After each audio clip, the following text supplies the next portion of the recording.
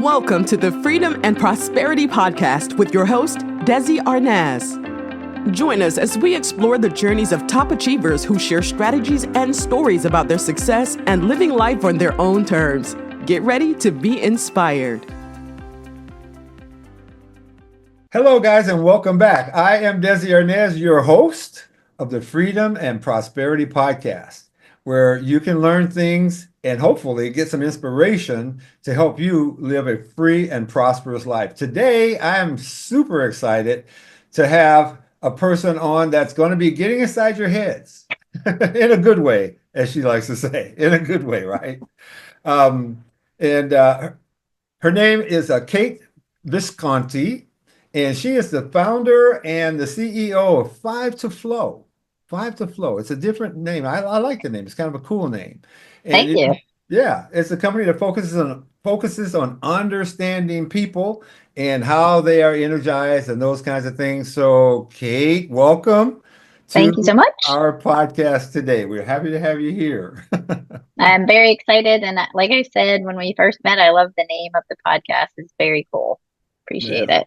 Yeah, thank you. Well, I want to show people that they can have freedom and prosperity. And by the way, I look at prosperity not just in financial matters, right? I like to see it this way. I grew up in a financially very poor home, but lovingly, we were so prosperous, right? It was just filled with love. So I'm looking at all of it, not just money. Yeah. So Kate, what's your story? I know you get inside people's heads, but talk to me. Thank you so much for that. And I can relate. I grew up very poor in rural Ohio, and I think you're in San Diego. So making my way to San Diego was a huge milestone for me.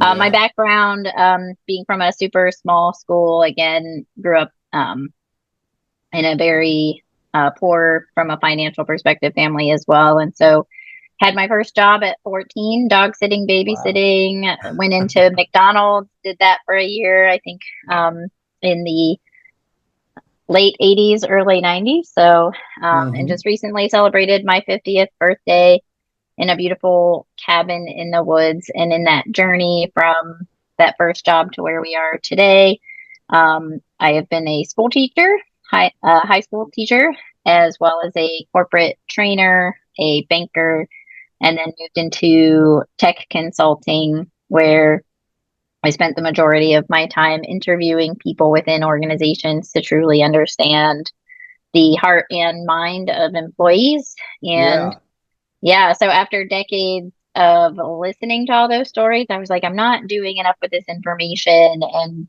offering the right solution. So we started Five to Flow, and the story of that is coupled with our co-founder, Jason Haller. I was a business strategist at this point in time. Like you said, you got to bootstrap yourself, teach yourself some things. And I learned a lot from him around health and wellness and the impact of the modern work paradigm and what it's doing to us physically as well as mentally, and what's actually happening in our brain. So when you said I get inside your head, it's understanding, literally. So you said what the modern work environment is doing to us physically? Yep. Did you say that? Did I understand? I did. Yes. Wow. I hadn't heard that before. What do you mean by that? So the interesting thing about separating physical health from mental health, and you may have heard that the current global epidemic of mental health and employee disengagement and things like that is costing the global economy upwards of $8.9 trillion annually. Whoa. And the interesting thing about mental health is there are hormones racing through our body at various different points of experience, the day, the month, whatever age we are. And the interesting thing we learned in the times of stress, that you're in a high cortisol and high adrenaline kind of brain function. And prolonged exposure to that without the proper tools and techniques available to us all is that we can release that set of hormones with techniques and also the right environment that we're in. So though we may think we have a mental health issue in the workplace, it has physical manifestations that can cause Oh, other problems. okay. Okay. And when you say we can release it, I'm assuming you mean we can kind of like control it somewhat and uh Yeah. So what you might hear, you asked me about books. One of the books that we read on the founding of the company is called The Rise of Superman by Stephen Kotler. And then we also read Flow, and this name you're not going to be able to type in your notes, but we'll send it to you, is Mihai Csikszentmihalyi. And he coined this term as a psychologist and wrote a book about it in the early 90s, that our brain goes through four major stages, whether it's in minutes, hours, days, called struggle, release, flow, and recovery. And so if you're an athlete, an artist, a musician, the flow cycle can really resonate with you, that when you're stressed out learning a play in sports, or stressed out learning the notes for a musical piece, or stressed out learning how to do your job in modern society, that mhm. if you just stay in that struggle and you just like keep pushing and grinding, like we are in the modern work paradigm, you can actually step away and do that release where you expel that and Wow. expel nitrous oxide. So think about if you've ever played a sport or watched athletes warming up. When I was young, I didn't understand warming up. And what warming up is doing is telling your brain, I'm about to do some crazy stuff, right? And then you see them stop the warm up, stretch, kind of recompose themselves, and then take off in the race, or Yeah. start the music, or get into whatever the thing is, which is flow. And there's a So whole host of hormones in that stage. so warming up is an important part of it, is what you're saying, right? Because you're telling you said your brain, you're telling your brain, I'm about to do something here that's crazy or whatever, right? I've never heard it expressed that way. I've heard people say, well, you want to warm up, just kind of get yourself in the right frame of mind, maybe to get your body loosened up, those kinds of things. But I guess frame of mind is kind of what you're talking about here. Yep. Yeah. So there's a couple of things. So like um our prehistoric brain, and I'll probably like butcher this from a science perspective, but if you think about what used to stress us out as cavemen, let's say, Okay. would be Okay. like stepping out into the wild and you might have to run from a saber-toothed tiger. So when you start running, your brain's like, she's stressed out. I better give her some adrenaline, right? Yeah. But once I've been running for 10 to 12 minutes, and I was used to do half marathons and different fun races, and I always wondered, like, I didn't know the brain science behind it, the hormones behind it, that first 10 minutes of every run I've ever done after years and years of running, I'm like, why do I do this? I hate it so much. It's miserable. And then like 10 to 12 minutes in, I'm like, and my body's like, and what actually is happening is your brain is like sending the nitrous oxide, and you're like, okay, I'm releasing that. And then that's why people warm up though. So that first 10 minutes isn't part of the race. And I Yeah. never knew that. I was like, wouldn't they kind of be Yeah. tired? So then when you get into flow, which you'll hear people call the zone or runner's high, Okay. Okay. there's new chemicals now, dopamine, serotonin, norepinephrine, etc., that are like, she's living this. This is fun. Let's do this. I'm Oh my getting goodness. joy out of it. Yeah. So And very is it interesting only if stuff. it's physical? What about people like Nope. myself? We don't do I don't do physical stuff. I mean, I exercise every day, Yep. but do I have these same chemical releases? You do. Yes. So, like I said, it could be musician, it could be running this podcast. So, let's just say in the time of the podcast, you might be in the struggle phase preparing for it. So, you might be like, okay, I've got to know who Kate is. I've got to pronounce her name correctly. I want to know a little bit Yes. about her so I can customize my intro. And Yeah. then we kind of go, okay, I'm going to record 3, 2, 1. And then we're talking and we're off to the races. And there's Yeah. like, we're immersed in it. We're getting immediate feedback. You're head nodding. We're talking, and it's fun and energizing, and we're focused, and like nothing can distract us, right? But like right Yeah. now, if somebody's phone rang or the doorbell rang or the dog barked, it might knock us out. And we're like, oh, I Yeah. was in a moment, right? Yeah. Okay. Yeah. And when you said we'll press record. You panicked me for a second because I thought, did I press record for this podcast? I looked down and I said, oh yeah, the red button's on there. So that's good. You're good. You're good. You were in flow early. That's good. Okay. Yeah, so we are taking it literally to the modern work world. So to your point, the athletics example is just something people have heard, the colloquial, it's in Sure. the zone. Sure. So in the work world, I was talking to some friends about it. When I get the most in flow is when I'm like creating a presentation or running a workshop with a client. Like when I'm in a room with customers and we're doing workshops, it's like nothing can phase me, Yeah. right? And I'm Yeah. like in the flow. Yeah. I'm super struggle the night before, or I've done stand up comedy, super struggle leading right up to it. I tell my first joke, I get that first laugh, and then I'm like, you know? So think of a doctor, or like there's really good movie, City of Angels, where she does her warm up before she's going into a surgery, and she's like stressed because you're like working on somebody's heart or brain or Yes. what have you. The Yeah. last thing you want is your doctor's cell phone to ring right in the middle of a surgery, and for Oh, them to go, "Oh, my husband's been in a car wreck and I'm oh, operate," right? And so yeah. like, why Yeah. is that okay at work? It's like we are so distracted, and our Yeah. inability to focus is really impacting our mental health, our performance, our productivity.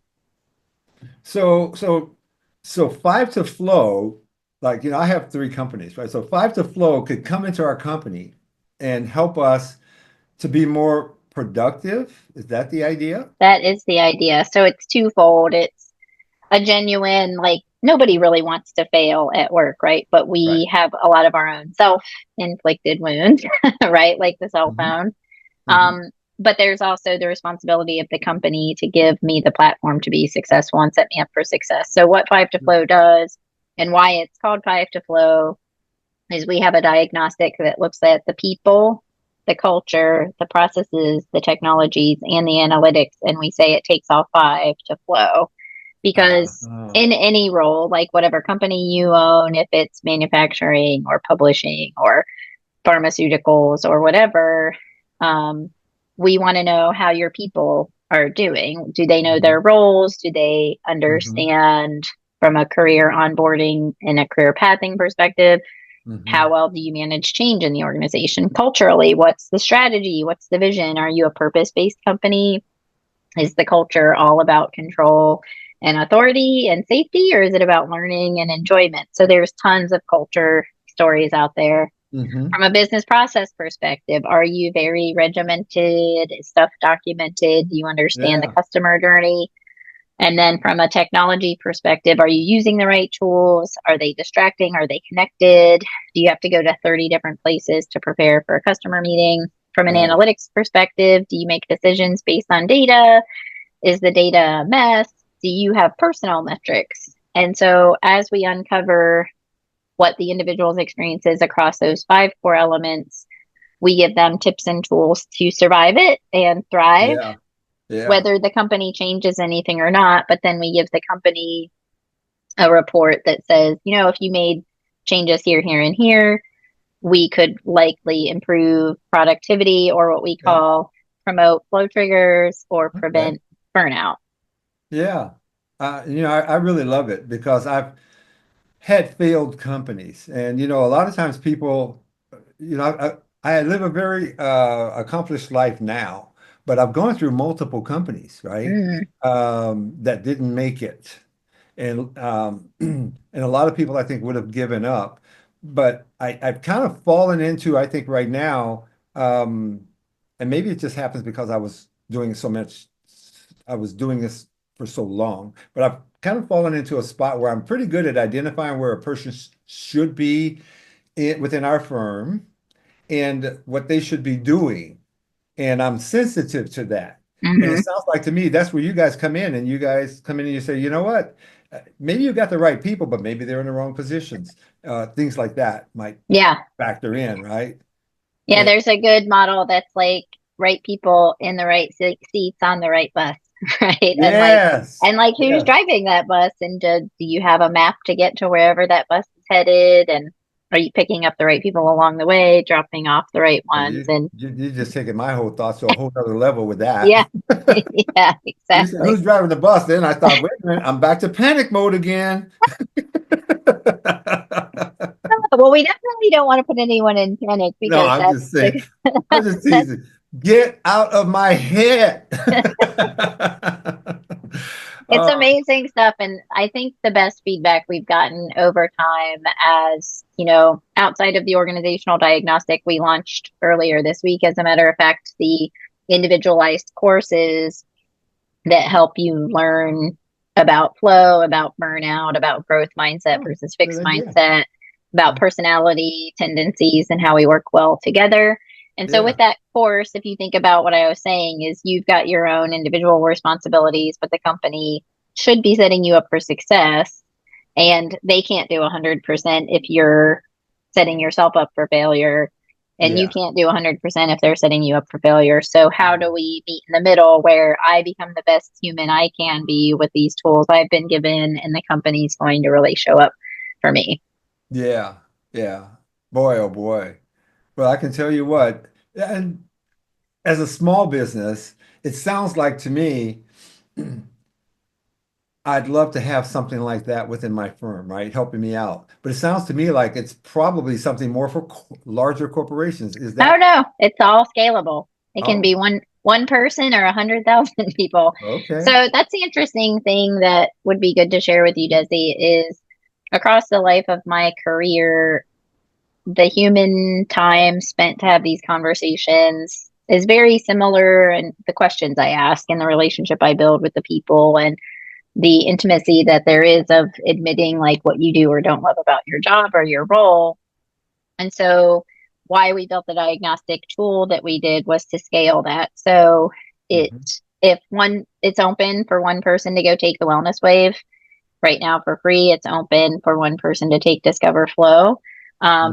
why we recommend companies also do the work is if you only can do what's in your control and the company doesn't ever fix it, or vice Yeah, versa, yeah, it'll become imbalanced. But it's scalable because it's available to anyone to do this. And so we've had teams of 10 and we've had massive companies. And so it's just been an interesting adventure. It's also industry agnostic, it's global. yeah. We definitely have some focus areas to tailor it to based on our experiences and who's experiencing the most burnout, like healthcare or consulting or Sure, tech sure. companies. Um, so yeah, there's a focus, but we would love to work with your company. Yeah, that's pretty interesting. And I can see that it would bring more efficiency, which actually would help with morale and productivity. Um, and for me, those are really important. Uh, I Yep. have, in my companies, I have uh, a bunch of family members too that are part of, we have non-family members, of course, but we also have family members because I believe that if I can help my family, I want to, right? If I can provide them with a good job. And I know some companies are not like that, but my attitude about Yep. it is if you're the right person for the job, it doesn't matter that we happen to be related. You know what I mean? I love that. Matter of fact, I love the fact that we are related and you are the right person for the Have you job. had to fire your brother yet? No, but hey, I did fire my mother-in-law. Oh, You know, it takes that could cojones to go in fire your so mother. many, that could go in so many directions. I love it. Yeah, but funny thing about it is I was stressing about having to fire her, right? Because she was really not that good at the job that I had that she was working with me. And this is when our company, one of our companies was very young. I was stressing so much about having to let her go, and finally I just sucked up the courage to say, you know, I love you, but you're not the right person for the job. And she's like, "Oh my God, thank you so much." That's such an interesting thing because, like I said earlier, people want to be successful, right? And so it's an interesting thing to choose the word productivity, which is part of our mantra, but it's like redefining productivity and not connotating it with the sense of you just want more out of me for less, right? Right, And so right. if I'm more productive and I make you more money, that's harder on me. Well, at the heart of true productivity is I got something done today and I am about it. And Yeah. that's like one of the things within the flow triggers, the core flow triggers, passion, purpose, curiosity, autonomy, mastery. Like at the end of Yeah. the day, no one actually wants to be bad at their job. And Right. a lot of people, I had an old boss who told me, you never fire somebody, they get themselves fired. And it's an interesting one of if it's not a fit and they, like to your point, they agree, if they're not performing, they're likely not happy. Like if you think Yeah. about it, again, going back to athletics examples, I played softball since I can remember baseball and softball. And when you're getting beat so bad that they call the game by a run rule, Yeah. like, Yeah. we're so miserable, right? Yeah. Yeah. Nobody wants that, honestly. It's not, it takes all the joy out of the activity or whatever it is you're Yeah, doing. it And I think does. that's what happened with my mother-in-law. She was there because she understood we were a young company. We couldn't afford really the salaries for the position that she was doing. And so she felt she was just really there to help, you know. But as we grew, she was certainly over her head. And Yeah, she was ready to move on, but she didn't want to feel like she abandoned us. And so right. all of this stuff is all in your head, right? And It's all in your head. yeah, yeah. There's Well, a really good Stoic quote I live by, and I might not get it exactly right, but 90% of what we stress and worry about never comes true. yeah. Or the other one, we suffer far more in our imagination than we do in real life. Well, I'm an old guy, right? I'll be 72 here Monday, as a matter of fact. It's my birthday. Whoa, are you an Aries? No, I just missed Aries because I think Aries So ends you're on the Taurus. 20th. Yeah, Taurus. Okay. Yeah, I'm a Taurus.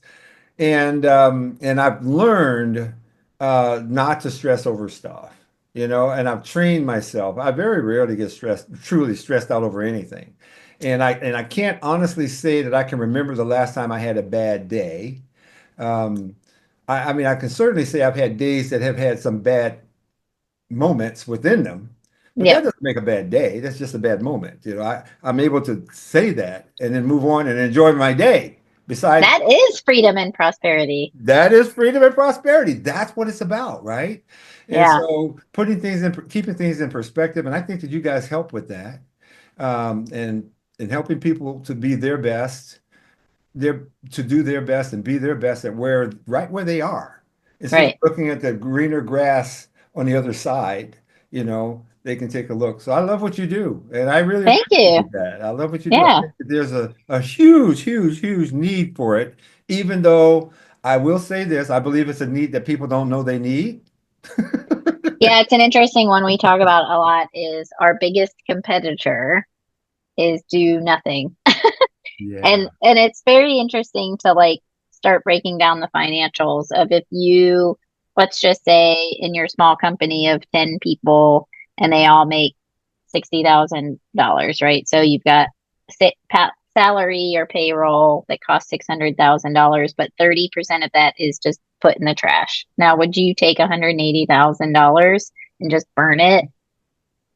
And so you think about that, compound that to companies that pay 100,000 on average and have 100,000 Yeah. employees and the Yeah. millions and millions of dollars of time wasted in meetings, time Yeah. wasted being distracted, correcting Yeah. mistakes because people aren't sharp. So I think the average point of diminishing returns is a 32-hour work week, but we're a 40-hour work week world of people who then are working 50, 60, 70 hours a week in back-to-back meetings. And by the Yeah. end of the day, your brain is like if this was your eighth podcast every hour on the hour, how Yeah. Yeah. energized would you be for this Yeah. I conversation? don't allow that. I don't allow that. My work day is kind of when I tell people my work day, it's kind of weird because I start my day, I work 2 hours and I take 2 hours off, and then I work 2 hours and I take 2 hours off, and then I work 2 hours.